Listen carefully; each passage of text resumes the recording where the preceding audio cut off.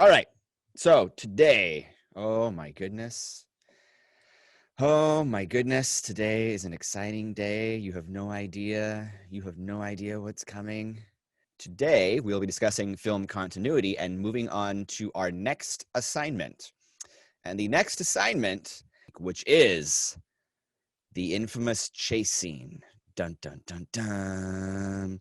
And I don't know if you've heard anything about the infamous Mr. Taylor film class chase scene, but it is the assignment, the one assignment out of your 2 years at Freestyle where I'm going to be a total jerk when I critique your stuff. I come down really hard. And I'm doing that by design. It's not because I'm really a mean person and I don't love you or anything like that. I actually kind of like you guys. But the film industry can be kind of tough. The film industry can be rough. And a real film critique can be very blunt and very honest and very to the point. Because when you're in the film industry, time is money. And you don't have a lot of time to sugarcoat things and pussyfoot around and talk about, like, well, maybe if you should have done this or that. When you're in the film industry, you get critiqued and you get critiqued hard, and you get critiqued hard and quickly. And you have to get comfortable with that. So as your film teacher, I feel really strongly that it's important that I prepare you for that real world experience of a real, true film critique. Up until this point, we've been really nice in our critiques. We've been really friendly when we look at your dailies, when we look at your rough cuts, and so on and so forth. The experimental film was like, yay, you did a film. Good job, guys. Like everyone does okay on the experimental film. If you did the work and you did the work on time, everybody does okay on the experimental film, even if it looks like garbage. It's experimental, right? So it's not a big deal. But now we're getting into narrative, and now we're getting into film language where there are more established rules, and your effective use of that language is important that you master. And in the film industry can be really mean. The film industry can be really tough. And the film industry often doesn't have time to sugarcoat things because we've got a schedule to keep and we've got money time is money. And now it's big spending. If you're in the big studio system, it's millions of dollars, right? And so we don't have time to like spare a director's feelings. They have to tell them straight up, hey, this isn't working. You got to fix this. And you got to fix it by next week because we got to move on, kind of a thing. I do feel strongly that it's important that you develop that thick skin as filmmakers. This is a regret that I have from when I was in film school. I wish that I had developed that thick skin earlier. Because you learn and grow so much through critique. And when I was a film student, I thought I was a hotshot. I thought I was smarter than everyone else. I thought I was better than everyone else, and none of those things were true. And I was not open to the feedback and the criticism from my peers, and it took me a while to overcome that. And I could have been a better filmmaker earlier if I was willing to listen to criticism and listen to feedback about how my work could be improved. So I want you to learn from my mistakes and develop that thick skin and listen to the feedback and the critique that you're going to get. And so this chase scene, when it happens, I will be giving you a real film critique, okay? Not a we're in high school film critique, a real film critique. I cannot deprive you of the experience of a true film critique. So this assignment, this is the chase scene assignment. It's become a tradition in my class. Every year, the juniors do their chase scene, and every year it is the harshest, meanest critique. I get into a character, and I do my best to be as blunt and as harsh as I possibly can. Know that I still love you, and that I think you're great. You guys are doing great here in remote distance learning. But I will not pull punches. I'm going to come out swinging hard on your chase scene, and everyone's going to get it, no matter how perfect your chase scene is. And by the way, there's never been a perfect chase scene. I don't even think I've ever given an A on a chase scene, okay? Like I'm grading them super hard too, okay? All right, but if you do it, you're not going to fail. I'm not going to give you Fs or Ds or anything like that. Like as long as you're doing it and you're trying, you're going to get a decent grade. But I'm stingy on the A's when it comes to the chase scene. Because again, this is my one assignment out of the whole 2 years that you're here where I'm going to really give it to you, a real, true industry film critique, because I think it's important that you have that experience. So I just want to prepare you for that. That's happening next week, a week from today. We will watch your chase scenes in class. You guys are lucky because we have a limited amount of time for class. We're not going to spend you know, 20 minutes on just your chase scene of me ripping it apart where we normally would if we were meeting here in class and we had more time. So you guys were fortunate. You're going to get a condensed version of my wrath, the horrible critique of Taylor. So count your many blessings in that regard. But do whatever you got to do to prepare yourself emotionally for that experience. All right, make your therapy appointments as necessary. So that'll be coming up next week, and I'll talk more about that assignment and what it means and what you have to do. But I want to lead off with that and just let you know that that is coming. Today we will be discussing. We'll be continuing our study of film language by discussing film continuity, in which we'll discuss consistency, jump cuts, the 180-degree rule, and screen direction. And this will lead nicely into our chase scene videos assignment, because everything that we're talking about today are great things to look out for the chase scene. There's a reason why we do the chase scene assignment right after this lesson, because everything that's in a chase scene, if you do a chase scene well, it's going to have all the elements of the things that we're going to be discussing today.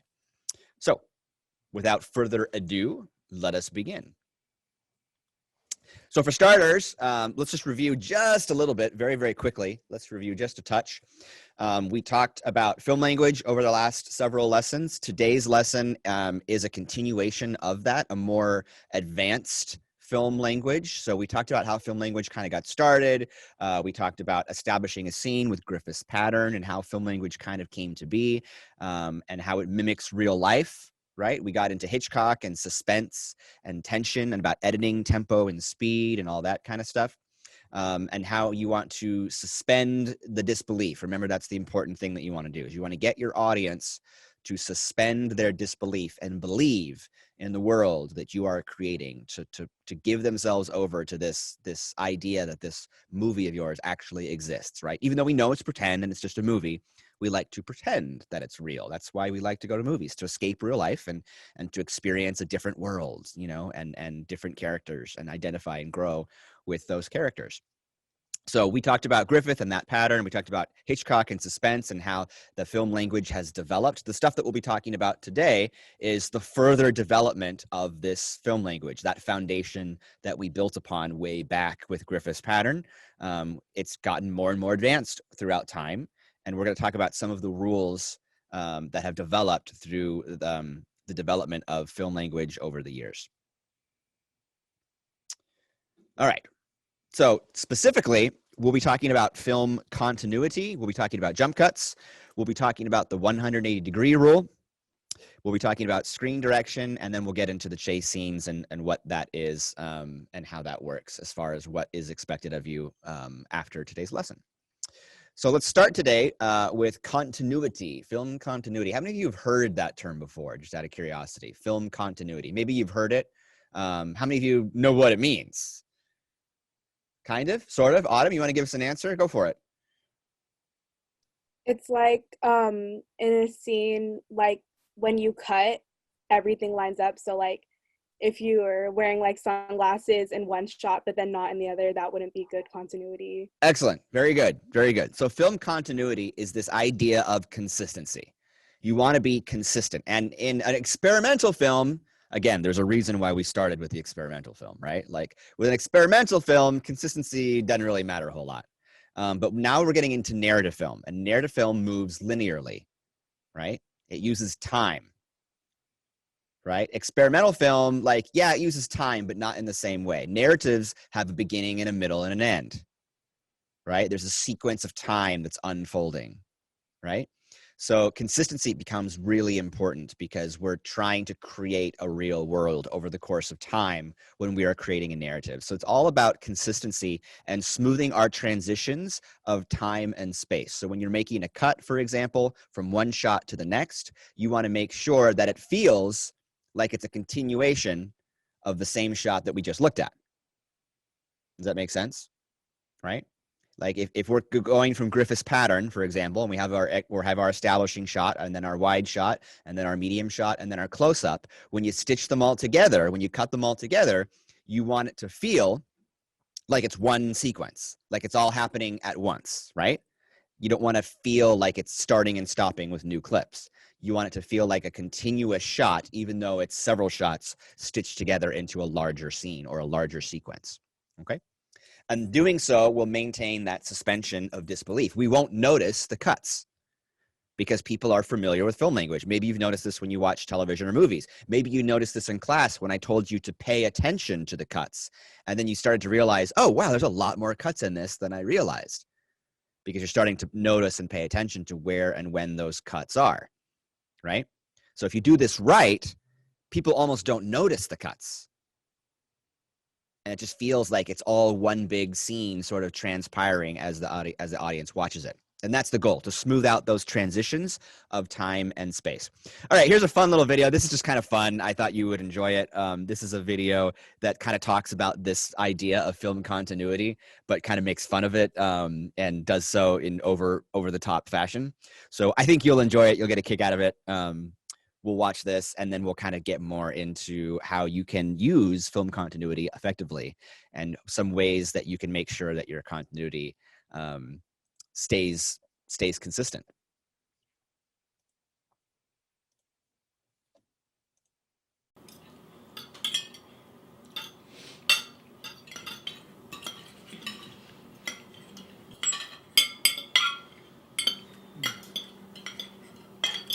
Okay, I'll bite. What's wrong? You've all been really quiet tonight, and I can't help but think I did something.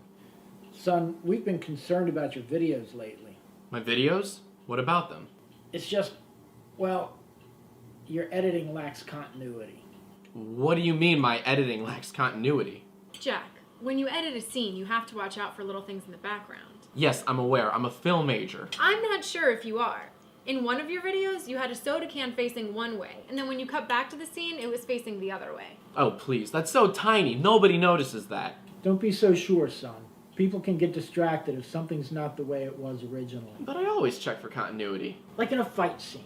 If there's a speck of blood on the fighter's cheek, that little speck of blood has to stay there the entire fight scene. I understand the concept, Father. Well, there's another video of yours where your head is turned toward the camera. Oh, let me guess. And when the shot changes, I'm looking the other way, right? That's a very common mistake that you'll see in a lot of movies, including some of the larger releases. That still doesn't excuse you from getting sloppy in the editing room. Sloppy? I spend hours on each video making sure every shot, every sound, every frame is perfect. How dare you call me sloppy? We're only trying to help, son. I don't need your help. These pancakes are delicious. Don't change the subject, Mother. Don't talk back to your mother.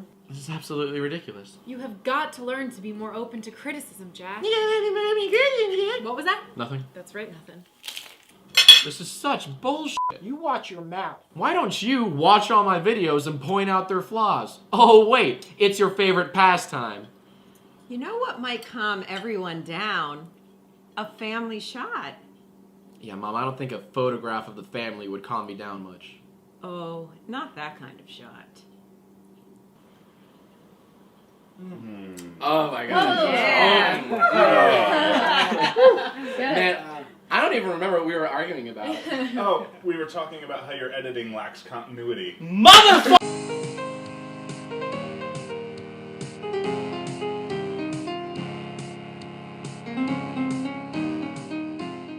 Good stuff. Good stuff.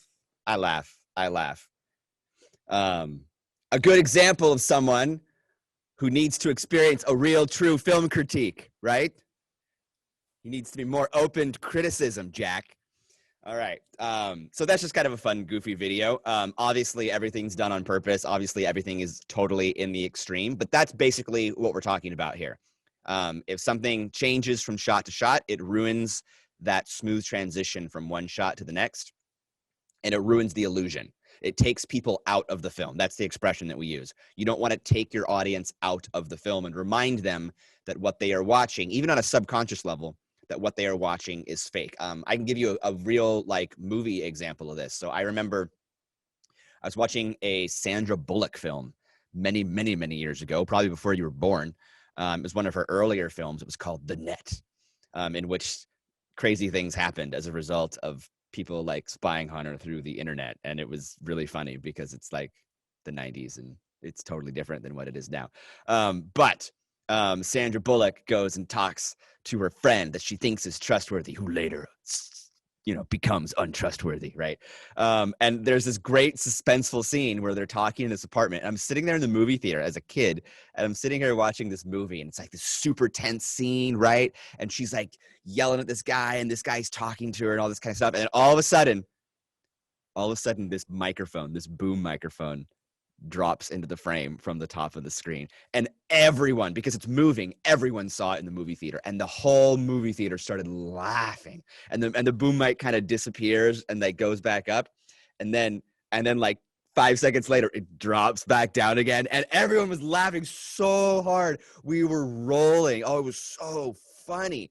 But that was meant to be like this really dramatic, suspenseful scene, and instead we were all laughing at it. And how that got past anyone, I don't know. Like, I don't know how that got past anyone. Absolutely ridiculous. And it totally ruined the emotion that the audience was meant to have during that particular scene. So that was, that took the audience out of the film. Years later, I got a copy of that movie to see if it was still there. They removed it in the digital releases, and I'm so disappointed because I wanted to show it to you, but I can't find.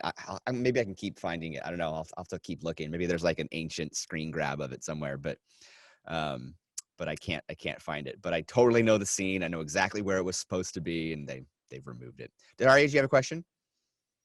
Yeah, it just reminded me of you were like the other lesson that we were talking about, kind of mix both of them together, like continuity and putting yourself out there for a role. Sorry. Yep. Vacuum.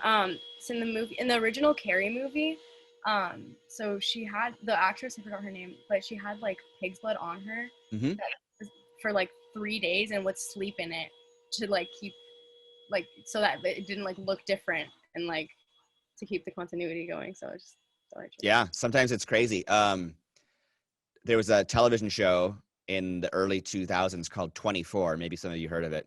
And the concept of 24 was that every episode was an hour. So the whole season was like a day, and you watched it unfold over 24 hours. And in order to do that, they had to give the actor a haircut before every shoot, so that it was like his hair remained the same length, because otherwise it would grow over the course of the season, which they couldn't do because they were filming it all as if it was an hour. So they had all the same measurements and everything, and he had to get a haircut before every shoot day, which was kind of fun. It's like, oh yeah, I wouldn't even thought about that. That would have been the kind of thing that I totally would have missed. But that's a job on the industry. That's somebody's job. The film and the hair and makeup people, that's their responsibility to make sure that stuff stays intact. So it's all about consistency in your story, right? So you can have film continuity and consistency of your story. For example, if you have a film and you create this world and certain things happen or certain rules are established in this world, and then in Act 3, something happens that breaks the rules of that world, then people might be really confused and go, wait, what's up with that? That doesn't make sense. For example, if, I don't know, say Princess Leia gets thrown out into space where she should clearly die, but then all of a sudden decides she's alive and then flies through space using the Force, all of which we've never actually seen established in this world, that could be really confusing for a lot of your audience and might break some consistency in the story.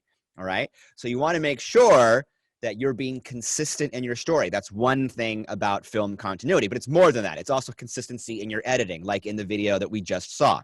You want to make sure that one shot to the next shot to the next shot to the next shot is consistent. If someone's looking this way or that way, when you cut to the next shot, you want to make sure that they're still looking this way or that way in order to be consistent. It's also about maintaining screen direction. We're going to talk a lot about this in the latter half of our lesson. But the concept of maintaining screen direction means things that are moving in a particular direction need to maintain their movement in a particular direction. It's kind of like physics, right? Objects in motion stay in motion, right? Only in this world, in film world, it's all about what's on that screen. So if something is moving from the right side of the screen to the left side of the screen, on your next shot, you usually need to be consistent, and it still needs to be moving in the same direction. Otherwise, things can befuddle the audience somewhat. Okay. Consistent eye lines. This is one that people don't think about, but it's actually really important, right? Eye lines are really important in film because that's a lot of acting, a lot of emotion comes from the eyes. When we talk to people, we look at their eyes. We look at what they're looking at. We look at, a lot of film is looking at stuff and seeing what they're looking at and then reacting to it. So the eye lines become especially important. So you need to have consistent eye lines. If someone's looking in a certain object or a certain direction, and then you cut back to them again, we expect to see consistent eye lines. And even if their body's in the same place, if their eyes are looking somewhere else, we might actually notice that. Oh, it doesn't really look like they're looking at the clock. It doesn't really look like they're looking up at the bird in the sky. It looks like they're looking at something else. And that can be really confusing for your audience, and that can take them away from your film. So you want to be really consistent in people's eye lines. That becomes really important. And then finally, one way that you can maintain film continuity is to avoid jump cuts. And this is important. And we'll talk a lot about jump cuts and kind of what they are and how they can be used in good ways and why you want to avoid them in most other ways. Okay. All right. So here's a quick little video from our friends at Film Riot. They take us through kind of examples of film continuity, because he brings up some important things about film continuity, as well as whose job it is to make sure that you have good film continuity.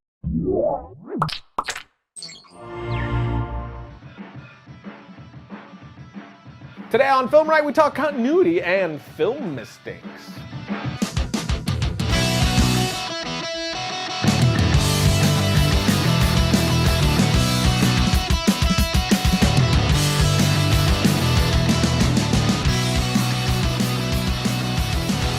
You've lost your mind.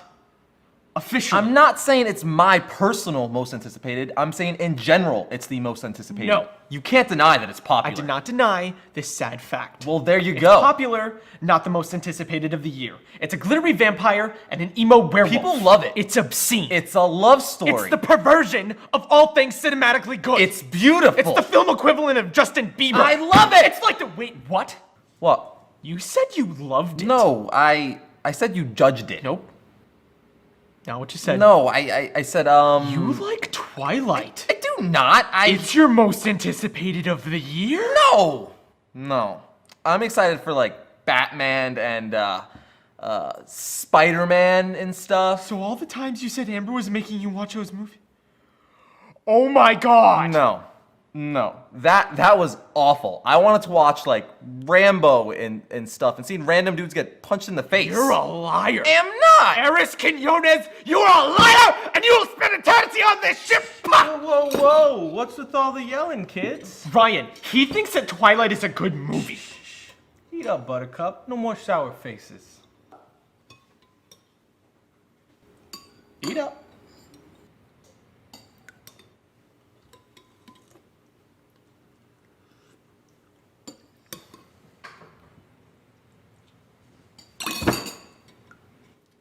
Oh god! I put bug spray in his. What? He likes Twilight. That's obscene. Harry? Logo. Welcome to Film Riot, the show that takes mystery out of the effects and techniques, going to some of your favorite Hollywood films. I'm your host, Ryan Conley, and as you saw, we had a bunch of purposeful continuity issues in that sketch, which I'm sure you noticed, unless you're the most oblivious person in the world.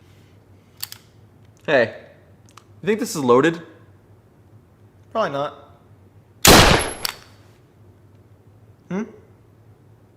Say something?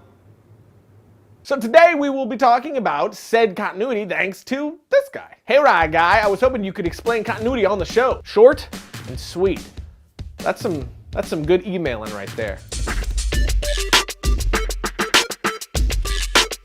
The main thing you think about when you think continuity is the change of something obvious within a scene, like a glass that was mostly empty suddenly is full, or a cigarette continuously changing lengths. You could initially pass this off as not a big deal, and when it comes to comedy, I would mostly agree that it isn't really that big of a deal, but pretty much any other genre will suffer greatly from poor continuity. A good film is basically a magic trick.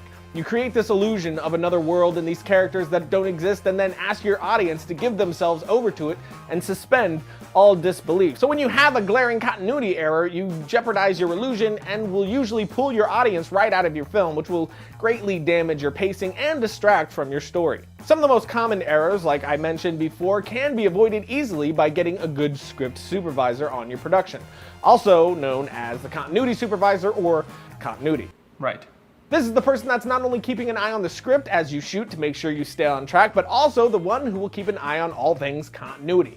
If your actor does a take where he crosses his arm on a certain line and the director likes that take, the script suit will mark down on the script to make sure that the actor repeats this. This is also the person who will take pictures of the arrangements of things on tables, counters, and so on, and although these guys or gals are the first line of defense for good continuity, they aren't the only ones responsible. Everyone on set should be assisting with this. For instance, the makeup department should be taking pictures of their actors and keeping a close eye on the work they do. That way a cut on the actor's face isn't placed on the left side one day and then the right side on the next day. It happens. I'm looking at you, Lord of the Rings. Another thing to keep in mind is that continuity is more than just objects on a table or a scar on a Metro Hobbit's face. It has a plethora of other avenues in a film, like visual continuity. For instance, say you have two people looking at the same thing, like a giant gorilla breaking it off.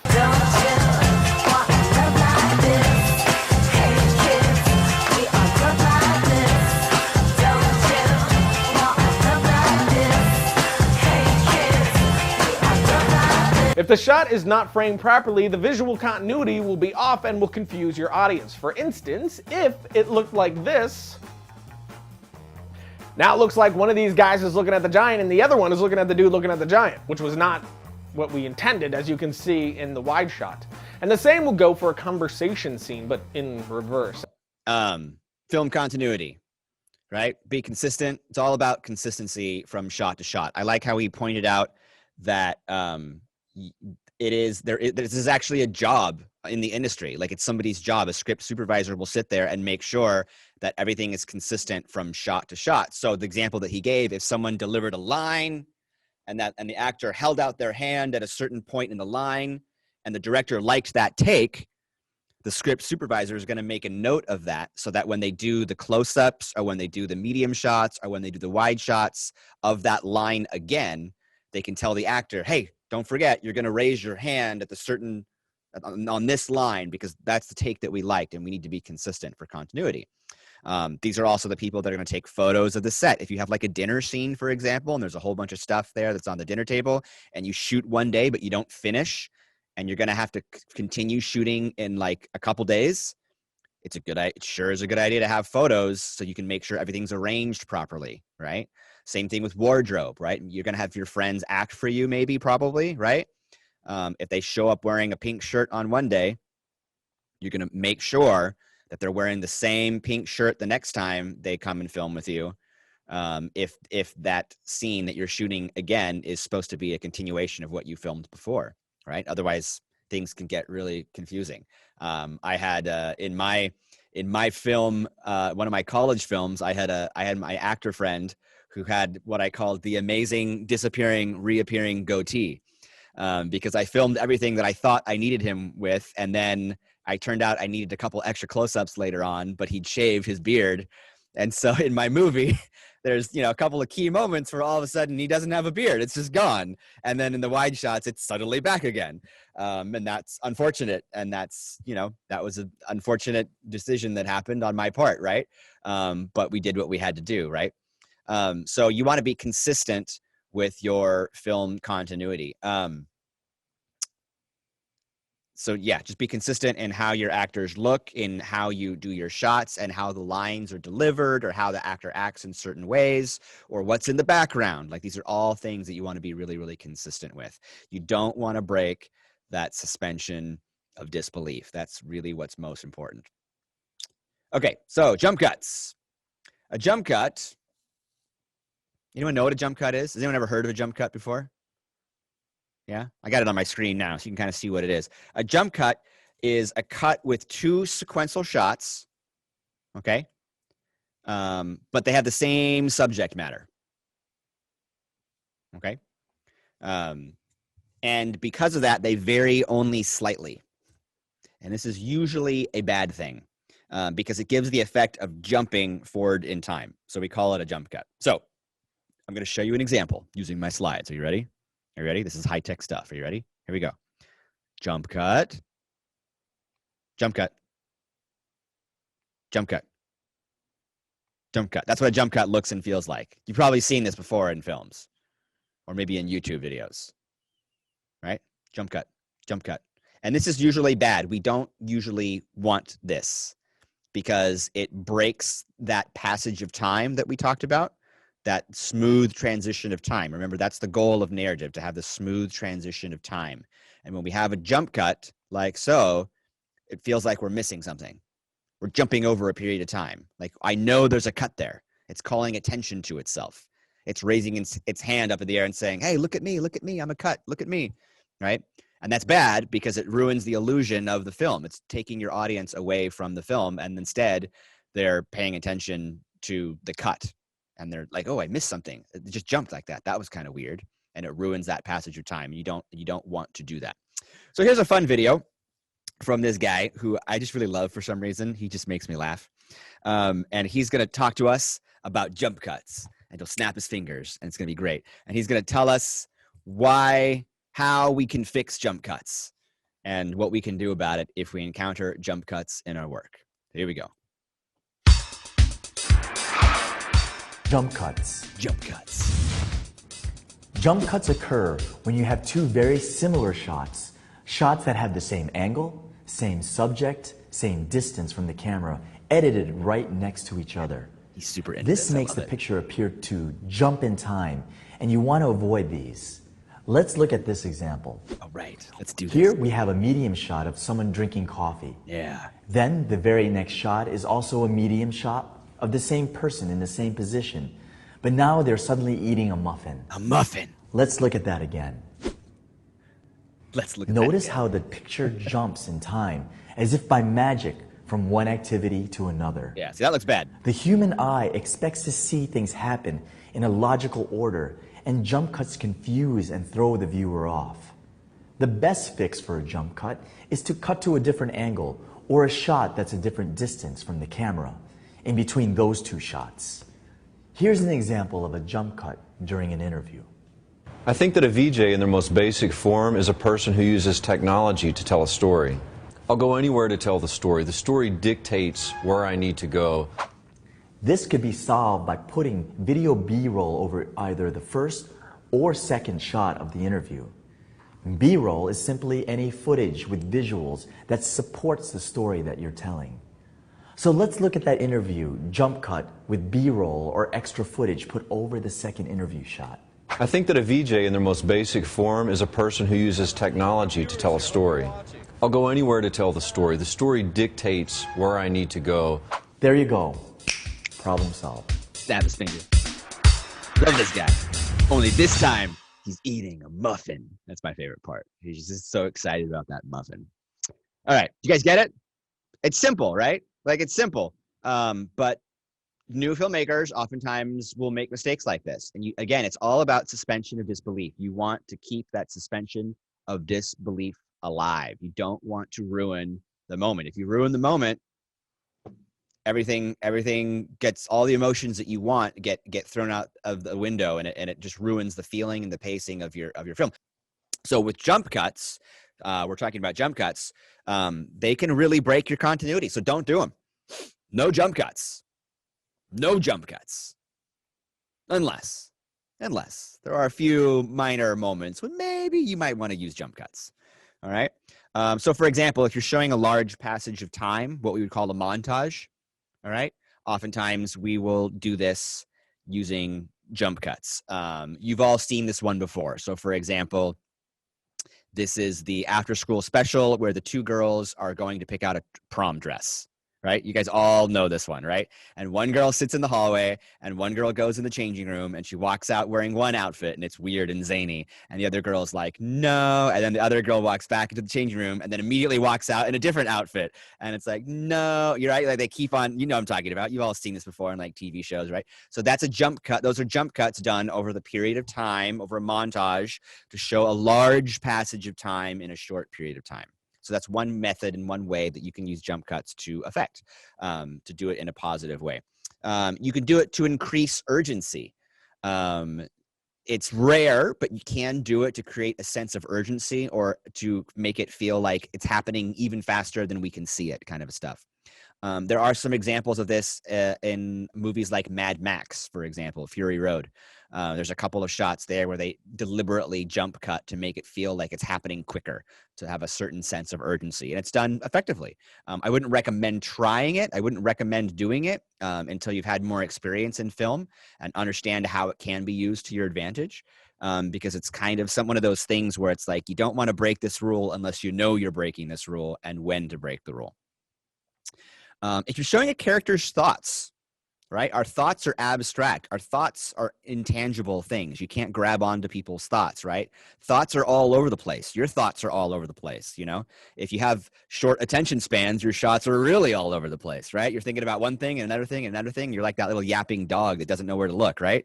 Like your mind is everywhere. So you can use jump cuts if you're showing a person's thoughts. Similar to what we did in a lot of the experimental unit, right? We filmed a lot of abstract ideas. Those same concepts can be used effectively in narrative films. And if you're doing abstract ideas, you can use jump cuts to kind of help illustrate that these are abstract thoughts or ideas. Similarly, if you were trying to create a feeling of like disorientation or confusion or something, jump cuts by nature are confusing. Right? Like they're disorienting. The audience feels like we missed something. So if you want your audience to feel that, then maybe you want to use jump cuts for that reason, because you want someone to feel lost or confused or disoriented. And finally, if you're making like a video blog, I know these are popular on YouTube. If you're making like a video blog, I suppose then you can use jump cuts. I suppose that would be forgivable. All right. So since we know that jump cuts are bad and we don't want jump cuts 99% of the time, how do we avoid them? How do we make sure we don't accidentally get jump cuts into our work? How do we avoid jump cuts? What can we do to prepare our film so that jump cuts won't be an issue? Well, the easiest thing that you can do, the simplest solution, is to make sure you have a lot of shots to work with. Make sure you have a lot of variety of different kinds of shots and angles. There's a reason why the first assignment I ever gave you was the video scavenger hunt, because I want you to get into the habit of shooting a variety of shots for all of your work.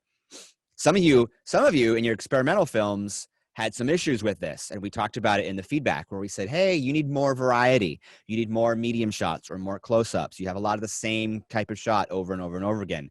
And maybe you experienced this as you were editing, where it was hard. You didn't have a lot of footage to work with because a lot of your footage was kind of the same.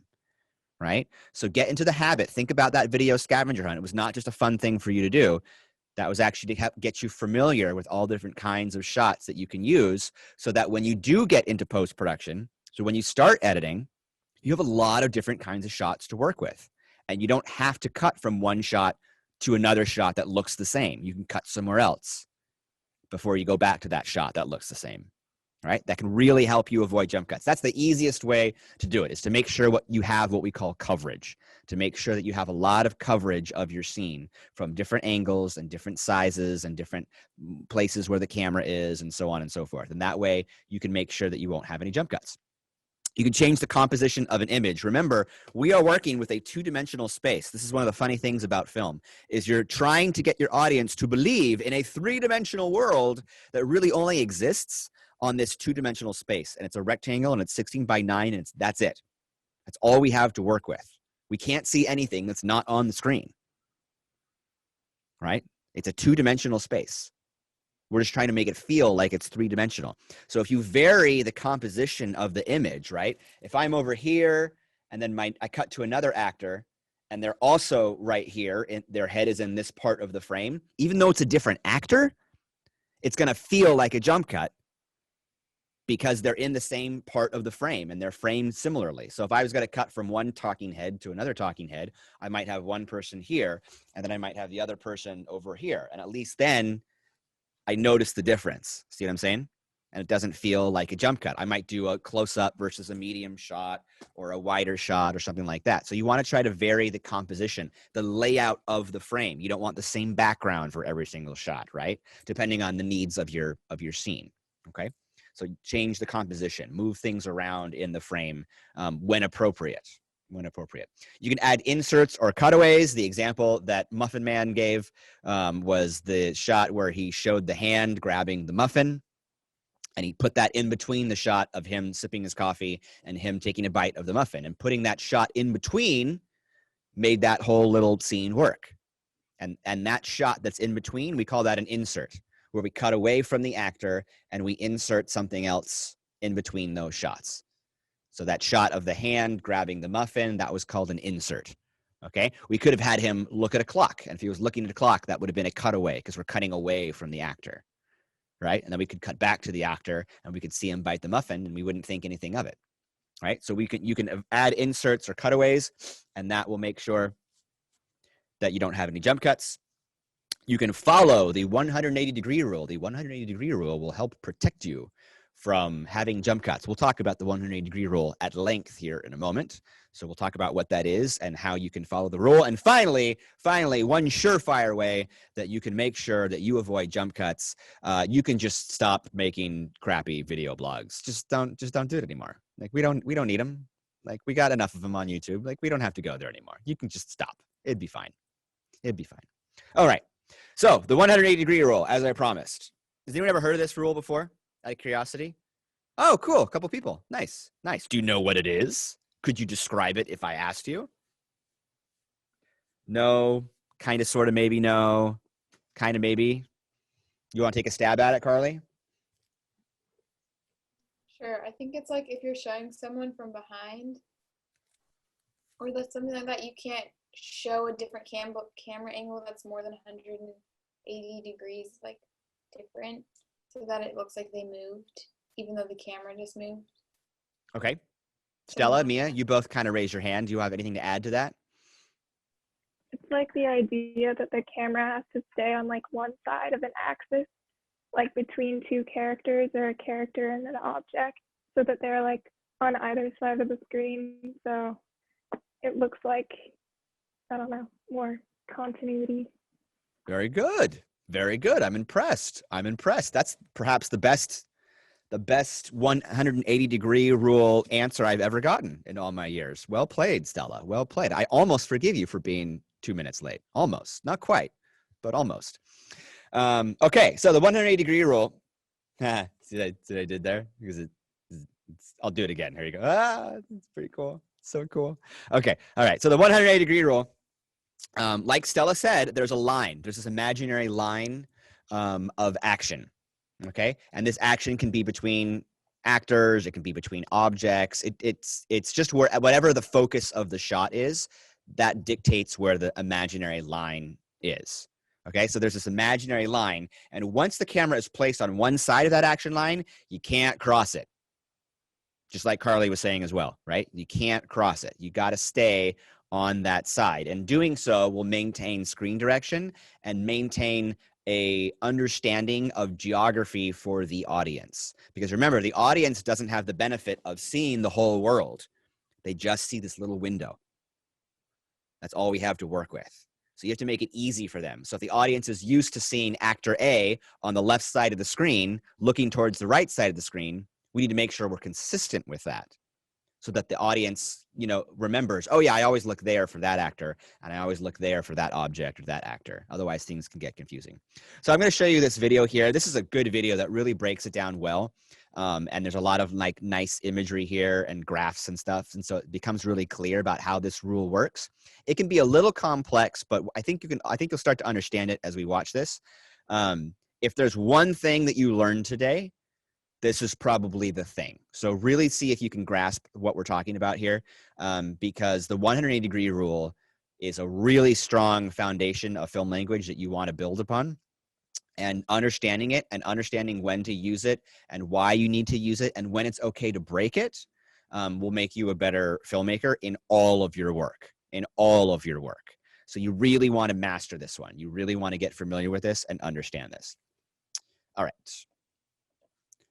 breaking down the 180-degree rule. Let's go.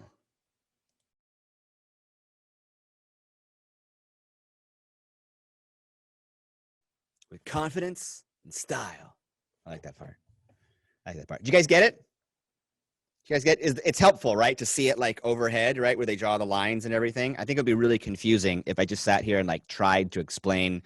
And then if you shift your head or if you look at different place, then the line changes. Like, but this is really nice because they put out all the visuals and all that kind of stuff. I especially like how they do the split screen, so you can see how they're not looking at each other if you broke the rule, right? Whereas if you did it right, one actor is always looking towards the other actor, right? And I think that really helps people understand. This is probably the simplest, easiest way to have an effective scene, right? This is the thing that oftentimes young filmmakers or inexperienced filmmakers might mess up. And it's one of the simplest things that's so well established in our film language that if you get this right, you're already halfway there. So this is one of those things that you really want to master and that you really want to get familiar with. A lot of you will find that you do it intuitively. You just do it intuitively. You'll start to like film and you'll start to edit and you'll just naturally start to edit and you'll put it together and you won't even think about it because it just doesn't look right because you've grown up with film language your entire life. But then once in a while you'll find out, oh, I did this wrong. What am I going to do? And maybe you'll have to like flip it. Maybe you'll have to flip a shot around in order to make it work. I've definitely done that several times. And I've known many students that have as well, where they need to flip a shot in order to maintain their 180-degree rule and their continuity. All right, so breaking the 180-degree rule. When can we break the 180-degree rule? Are there moments when we can break the 180-degree rule? Well, if you do break the 180-degree rule, it causes confusion. So I suppose if you wanted your audience to feel confused, you could break the 180-degree rule. But if you do so, the geography of the scene becomes lost and your continuity is generally frustrated and it will ruin your screen direction. So don't do it. Don't do it unless, of course, you're doing it on purpose because you don't want, remember, the audience only has that little window to look into your world. They don't get to see everything else. So they don't understand the geography of the scene. They only understand the geography of the frame that you're giving them. And the geography of the frame is the left side of the frame, the top of the frame, the bottom of the frame, and the right-hand side of the frame, and the middle. That's it. That's all we have to work with. That's our geography. And whatever's in those spaces in that little box, that's what we're paying attention to. Okay, this is another video. It's basically just more of what we just saw. I feel like you need a little more review, and it's helpful to you to hear it from a different person, just hear different sources. I know sometimes the reiteration is sometimes helpful. I've included that video as well. Hi, welcome to the New York Film Academy. I'm Claude Curvin, and I'll be your film instructor for the next few minutes. Today we'll be talking about a subject that affects every film you've ever seen: continuity. When we're watching a movie and a scene takes place in just a few minutes on screen, we know that it took much longer than that to film. It could have taken all day, could have taken several days. And yet when we cut our shots together, it creates the illusion of one continuous time and space. Of course, when we're cutting our shots together in the editing room, many things need to be continuous if we want to maintain this illusion. But perhaps most importantly, the spatial relationships between the characters need to be the same, or the audience is likely to be distracted or even confused. Let me show you what I mean. Here's the shot of David. Here's the shot of Shivali. My question is, are they looking at each other? Well, based on these two shots, I'd have to say no, they're looking in the same direction. And yet, here's their actual position at the table, and as you can see, they are looking at each other. Well, we failed to observe the first principle of continuity, and it's called the 180-degree rule. Now, I know what you're thinking. It sounds complicated, but it's actually quite simple. And what it says is this. When I have two characters in a scene together, there's an imaginary line between them that divides the space around them into two semicircles, each 180 degrees. Now, according to this rule, as long as I take all my shots from one side of the line or the other, the characters should always appear to be looking at each other. So let's give that a try. All right, so here's that same shot of David. And as before, he's looking from left to right. And now here's our new shot of Shivali. And as you can see, she's looking from right to left. And when I cut them together, they now appear to be looking at each other. So where did I go wrong when I shot them the first time?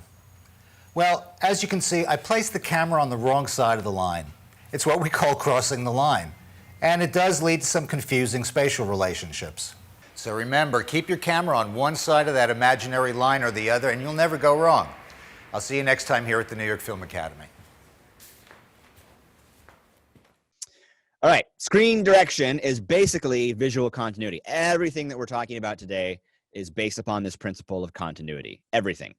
And screen direction is just an extension of that, being consistent with how things are moving or which direction they're facing or which part of the frame they are in. It's all just visual continuity that helps your audience understand the geography of the scene and helps them understand character placement.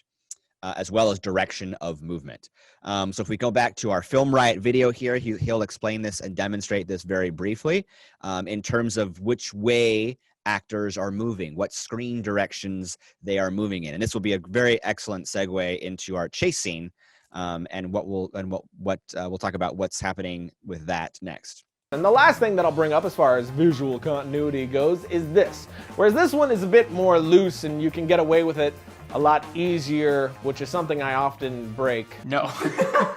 If your actor leaves one room and then is running towards something, you want to keep his visual trajectory the same. So if he leaves running from left to right, in the next shot, he should still be running from left to right. I personally throw this rule out the window like 90% of the time, but there are times where it really helps.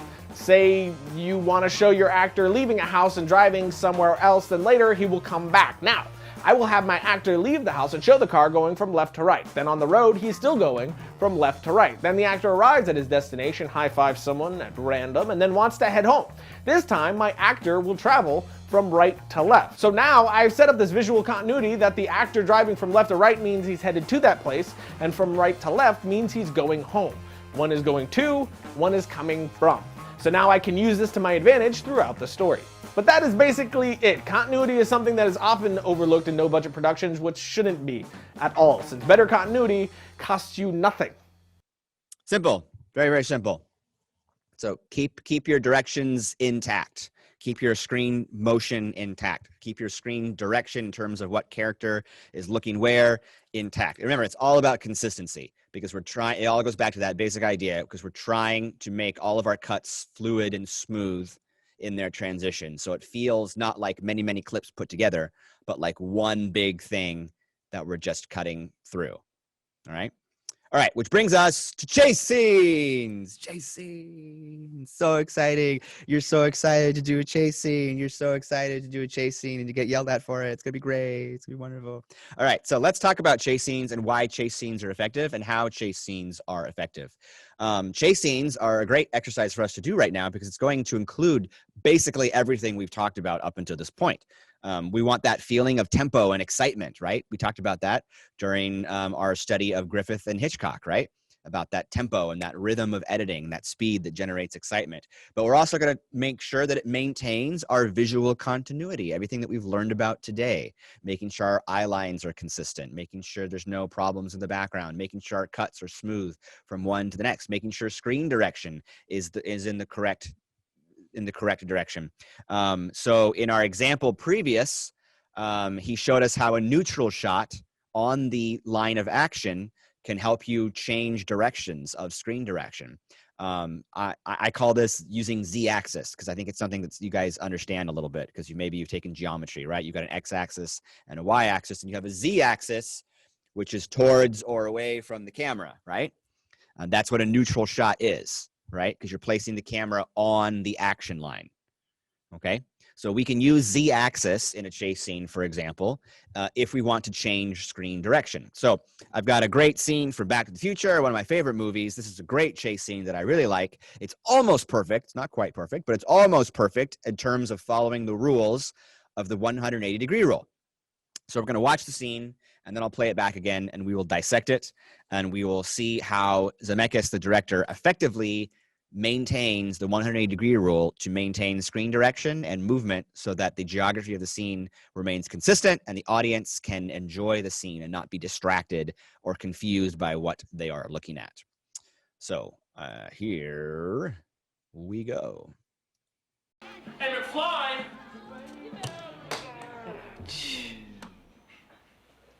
thought I told you never to come in here. Well, it's gonna cost you. How much money you got on you? Well, how much you want, Biff?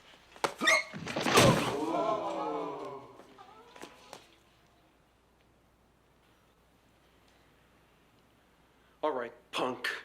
Now I'm gonna... Whoa, Biff. What's that?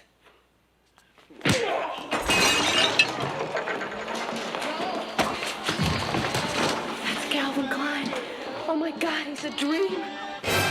Whoa, kid, stop. Hey! Boy. I'll get it back to you, all right?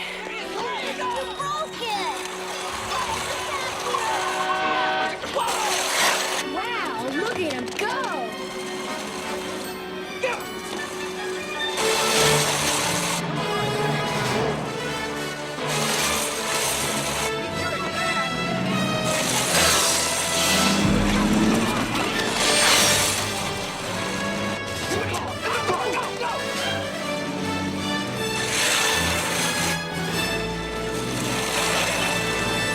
What's that thing he's on? It's a board with wheels. He's an absolute dream. Come on!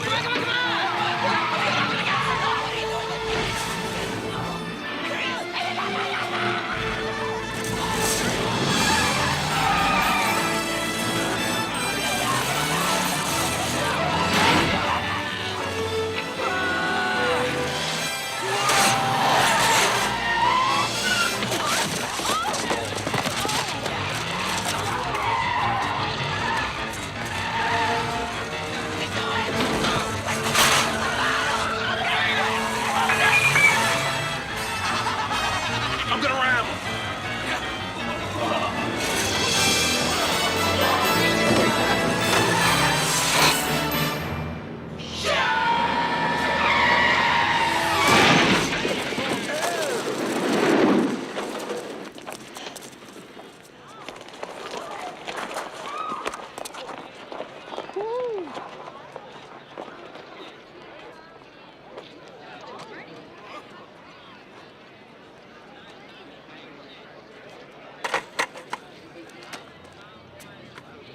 Thanks a lot, kid. I'm gonna get that son of a bitch. Where does he come from? Yeah, where does he live? I don't know, but I'm gonna find out. Okay. So, great scene, great movie. All right, let's go back and watch this again. I'm going to turn off the sound. And let's talk about this a little bit here. So, here we got our scene. Now, right off the bat, we're already establishing an action line between McFly over here and Biff, right? So there's an action line between the two. Now watch right here. You'll notice the camera. Watch as the camera changes the action line, right? The camera's going to move. Watch.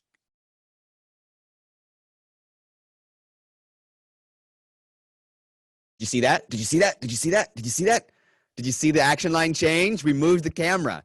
So now this guy is looking towards the left and this guy is looking towards the right because we moved the action line, okay? And then he's going to walk towards the camera. So it's kind of, it trips him. That's fun.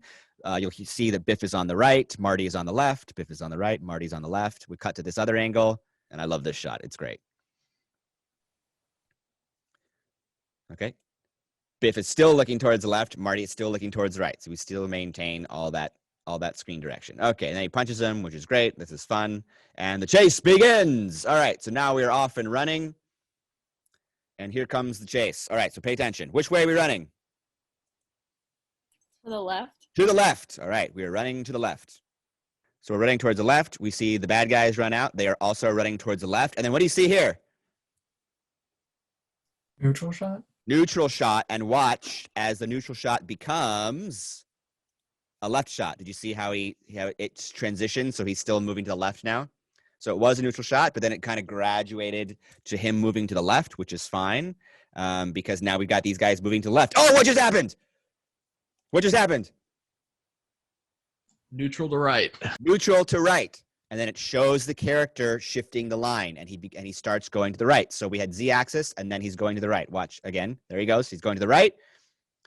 All right. There's a steady shot of, and then after he's going to the right, we get this shot. This is a static shot. The boys are just standing still. There is no screen direction. There's a totally different action line. So where can we go from this shot? Continue right.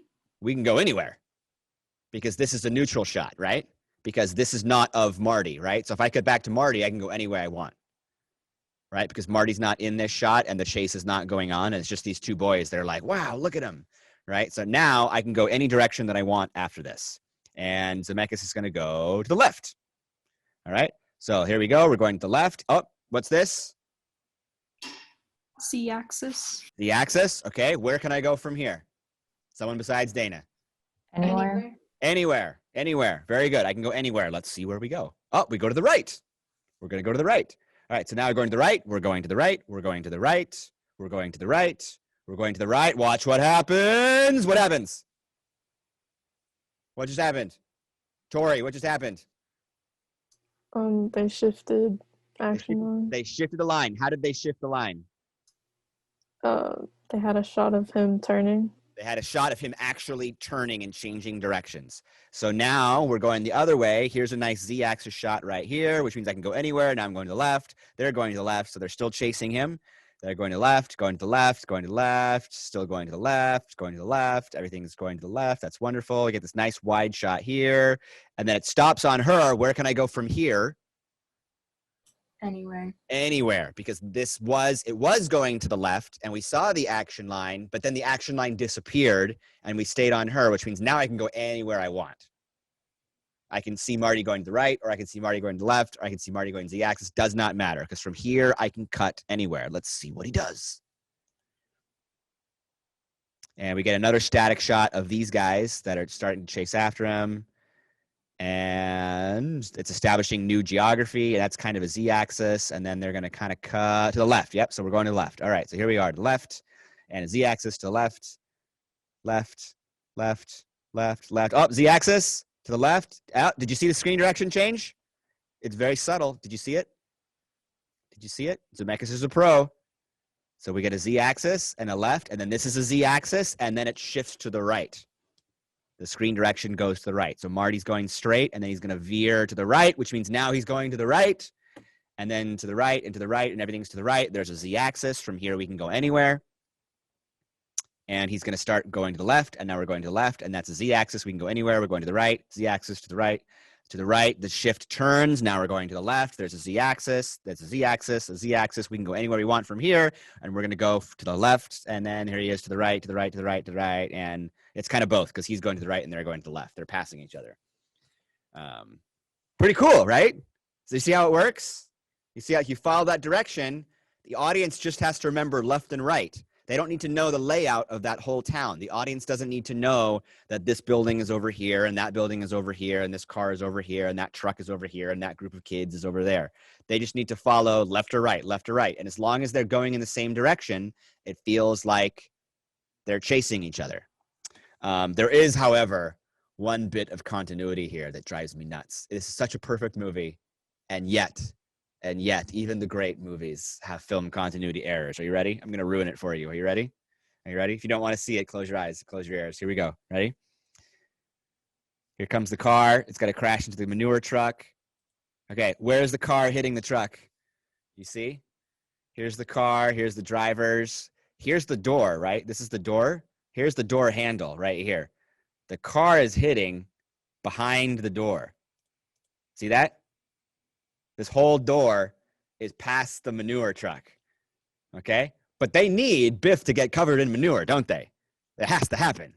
It has to happen for this scene to be effective, right? So here's the car hitting. This whole door is totally safe from the truck. And in the next shot, what do you see? Oh no. Oh no, the whole door, this is the door frame right here. The whole door is the car shifted like 3 feet backwards because we need to get all these guys covered in manure. Otherwise the scene wouldn't work. So very sad. I guess that was the best the stunt driver could do. That was the best take the stunt driver could do, where they hits But it's amazing how that car, just like magic, moved back into that particular spot. Film continuity, even the great films struggle sometimes with film continuity. Okay, which brings us to your assignment. Your assignment, you are to make a chase scene. This is an individual assignment. You are not working in groups on this one. You are working alone. All by your lonesome. This is an individual assignment so that I have adequate opportunity to crush and destroy each and every one of you. Okay? That's why. All right? So this is an individual assignment. Okay? You are to create a chase scene video. Okay? That maintains continuity in editing, that follows the 180-degree rule, and that maintains screen direction. Okay, everything that we learned today, I'm going to upload this whole lesson so you will be able to review it if you need to. I will share the slides with you so you can review them if you need to. Okay, all right, you need to create a chase scene that follows all of these rules. You should also not forget about all the other stuff we've already learned. Okay, I'm talking about Griffith's pattern. I'm talking about editing in suspense and tension with Hitchcock, right? I'm also talking about varying your shots, like on the video scavenger hunt, okay? This is the chase scene is a culmination of everything that we have learned up until this point. Mostly this recent lesson right here, okay? All right, it is due 1 week from today. You got a whole week. You got a whole week because I'm going to destroy and rip your chase scene apart. So I want to make sure you have adequate time so that you're proud of it before I absolutely crush your dreams. Okay. So make sure that you take adequate opportunity to create something cool. Obviously, you're probably going to need some actors. So you can use your siblings. You can use your parents. You can use your friends. Doesn't matter. I do not care.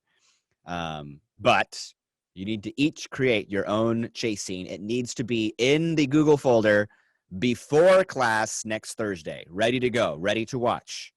All right, we will watch them, and I will rip them apart to shreds. I will be a jerk. Be prepared. Prepare yourself emotionally. It will happen. Try not to cry. At least save it until you get home. Okay. I'm not paying your therapy bills. Okay, so make sure that everyone is ready and prepared for that. You'll do great. It'll be fine. But just remember when I do that, I'm doing it because I love you and I care about you and I want to give you a real, true film experience that will make you a better filmmaker. So take it as an opportunity to be inspired by the horrible rhetoric that will be spewed forth upon you and your work as you show us all your chasing. Are there any questions? Everyone understands what is required of them. Everyone understands what is due. You got a whole week. So on Monday, when I see you again, I'm going to give you a different lesson about story structure. All right, we're going to start getting into story. Okay, we're going to turn the page. We're turning away from your editing and film language and getting into story, because when we come back from Thanksgiving, it'll be time for you to start pitching your ideas for what you want to actually do for your narrative films, which is very exciting. So we need to start discussing story and how story structure works so that you can have good stories, because story is really the most important thing. And then next Thursday, we will watch and rip apart your chase scenes. All right. That is all. If there are no questions, I will let you go. You've been a delightful class. Thank you for your attendance. Thank you for the few of you who are on time, especially Jeremy. Thanks, Jeremy. You're awesome, buddy. Appreciate you coming to class early. Appreciate that. All right. I'll see you next week. Good luck. Godspeed. Thank you.